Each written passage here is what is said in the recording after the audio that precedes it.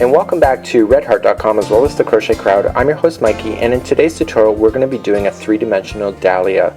Now most people really prefer their flowers to be flat, but there's a few of us, including me, that love dimensions, love layers. And so this is my own pattern, and essentially what we have here is we have two sections of flowers that are coming together. We have a base where everything is operating on top of, and then all of the flowers petals that are operating on top of this base.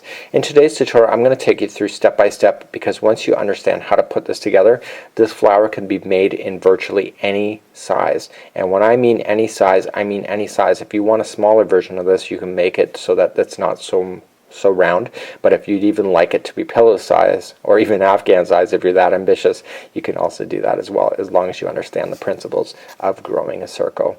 So let's begin today. We're going to start off with the centerpiece. You will need a size 4.0 millimeter or size G crochet hook today. You're also going to need a yarn stitch marker, and if you don't have one of those, you can always use yarn. We're also going to be using a Red Heart gumdrop. Within this, I'm going to be using two different colors on this particular project so that you understand where the stitches are when it comes to working with the base. So let's begin right now. Okay, to begin we're going to create a slip knot. Very easy, no brainer, and we just want to slip in our crochet hook today. So now we want to chain 4. Remember that this never counts as 1. So 1, 2, 3, and 4, and I want you to form a ring by putting the hook into the beginning chain, putting it through, and then grabbing the yarn and pulling through, and this will then begin the very start of your center ring, just like so. So let's start beginning on this pattern right now.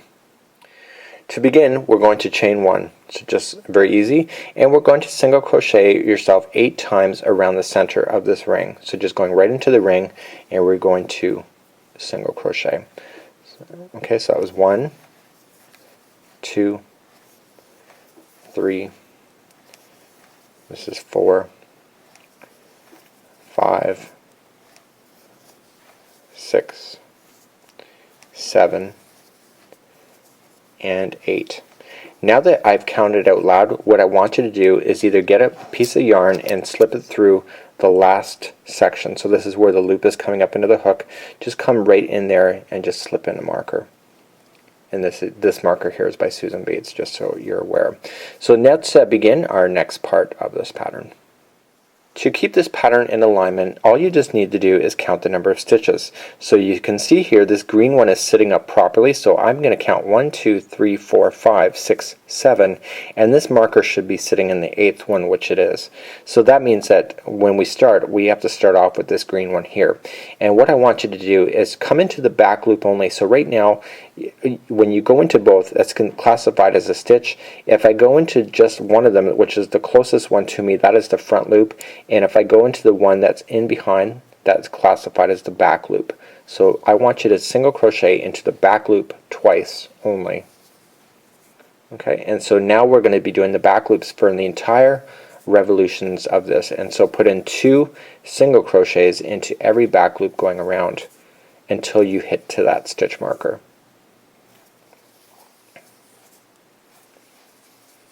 So this is a really easy way to get started, and there's a reason why we're not joining, we're just following on top of each other, because we're creating what is I call as a never-ending spiral. It's just continuing to go around in circles, and basically if you follow the center right out to the outside of the finishing of the flower, you'll notice it looks like a snail. So this is the last stitch marker. So what you have there, you just pull it out and put in 2 single crochets into the back loop only, and then before you move on, place that stitch marker back into position before you carry on, and that completes that round.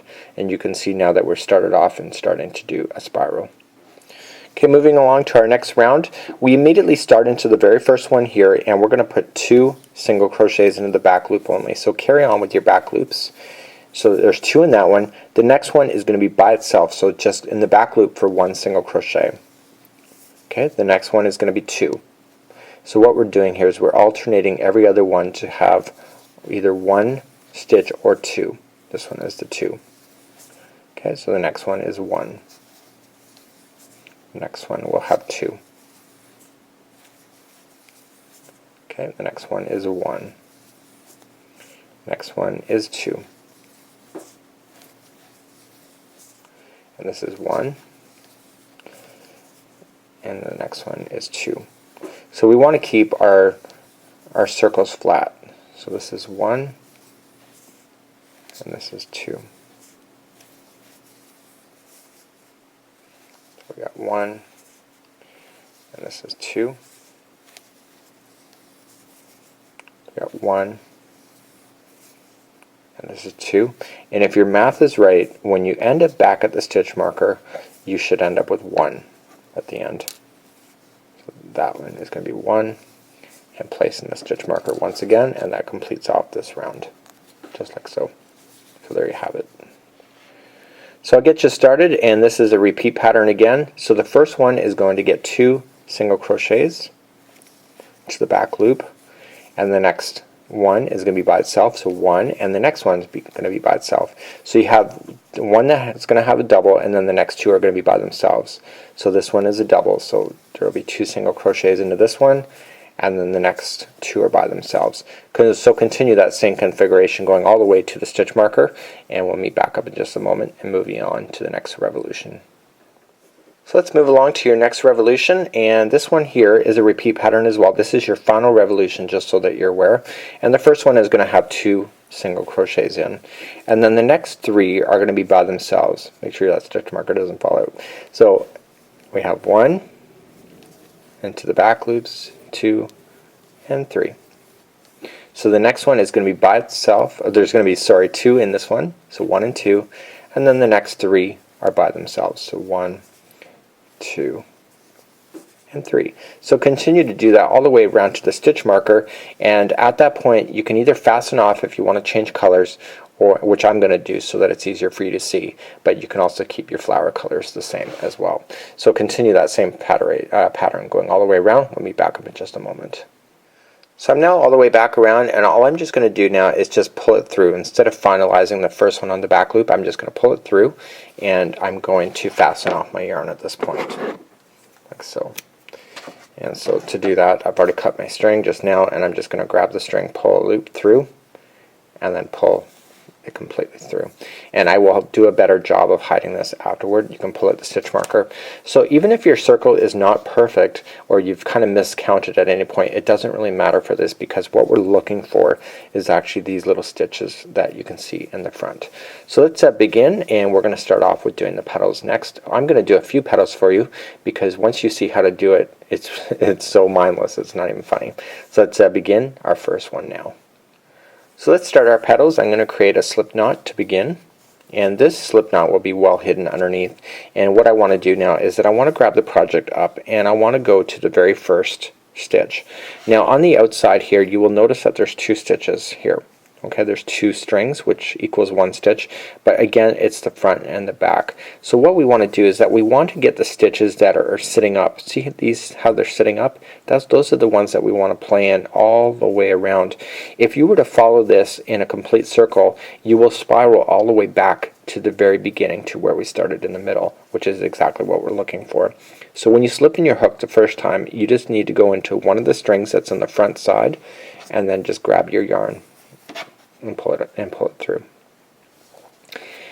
And you can just let the straggler fall, because it is a slip knot, and I simply just need you to join it. So let's join. Okay, and so now I want you to chain 8. So 1, 2, 3, 4, 5, 6, 7, and 8. So second chain from the hook, I want you to come in just like this, and I want you to single crochet. So there is the point of your petal. The next one is going to be a half double, like this. So you pull through all 3. And so then the final chains on here are all going to be a double crochet each. Now you're thinking to yourself, well, why would I go from a single to half to double? It provides a really nice equalized point by going in that graduation. During R&D, I did try not to do those many steps, and I had more of a flat look to my flowers, which I didn't really like. So we're just double crocheting ourselves all the way down the chain, and because we're crocheting in this direction, and when I go to apply it, do you see how it's kind of coming toward me? That's a natural way that it's going. So when I'm going to attach this next, I've run out of stitches, so essentially I want you to skip over the first two. So here's where it's attached. Okay, so skip that one, go to the third one over, and I want you to slip stitch it together. So just grabbing the yarn, pulling it through like so. And so now this petal is attached. So now what I want you to do is skip the first one and go to the second, and what we want to do is just do a slip stitch, so pulling it through, and so this begins the next petal. So let's begin again. So 1, 2, 3, 4, 5, 6, 7, and 8, and like before, second down is going to be a single crochet. Next one is a half double. Now I'm just saying to you, because it's my pattern so I can, is that if you're off by one stitch when you're doing the double crochet all the way down, and it's once in a while, it's not a big deal. It's a flower that looks completely crazy, completely three-dimensional, and if everything was perfect in it, it probably wouldn't look as cool. So if you're off by any stitches at all, it really doesn't make that much of a difference. So now that we've got all the way down, so we skip the next two. So 1 and 2, go to the third, just to the front side only, slip stitch it, and then skip the next one and slip stitch to the next. So here is the repeat pattern. Everything that I just showed you is going to be like that, going all the way around. So essentially what happens is that once you come around, you're going to be following the edge, but see how the edge here, when you're following, it's now the next layer. So it's going down. So you're just going to do the same pattern going all the way around and around and around this circle until you get to the very center point. And then what you have to do at this point is that once you come back is that you just start off here and you do single crochet all the way along the edge. If you want to have an edging, you can leave it at like this if you wish, and just single crochet around the edging. And when you single crochet and just follow these petals, it'll take you all the way back to the center point as well. So let me do this off camera, and I'll meet you back up in just a moment, and I'll show you what this flower looks like in the end once you think how crazy it can be. And I'm kind of curious too. I didn't change the color like I did with the I changed the color unlike this one here from the back, so it's going to be kind of interesting how this one turns out. So I'll meet you back in just a few moments. So I've now come all the way back to the center, and you can see that there's a little gapping space here. Now what I did here, actually Daniel did it, is a little mini pom-pom that we have slid into the middle, and we just sewed it into there, so you can see the white is actually protruding through, and that's what we did to get rid of that. But you know, you don't have to go all the way around. You can actually leave a gapping space if you wanted to leave the inner circle empty and not fill it in with an extra petals. You can always do that and have like an like a little gap right in the middle. So let's finish this off. We're just going to trim, and we're going to do it. So the difference between this one here and the white one is that the white one I did a trim. So what I did is that I followed the petals all the way around. Because you've gone in a continuous circle all the way around this particular piece, is that the petals are all joined to each other. So no matter where you start on these things, is that once you start on the petals. So let's go on the outside here. Let's see where we've started this particular one. It should be pretty obvious. Here we go. So here's the very starting one. So when you really look at the petals, all you just have to do is single crochet up one side, single crochet down the other, and keep going and going and going and going.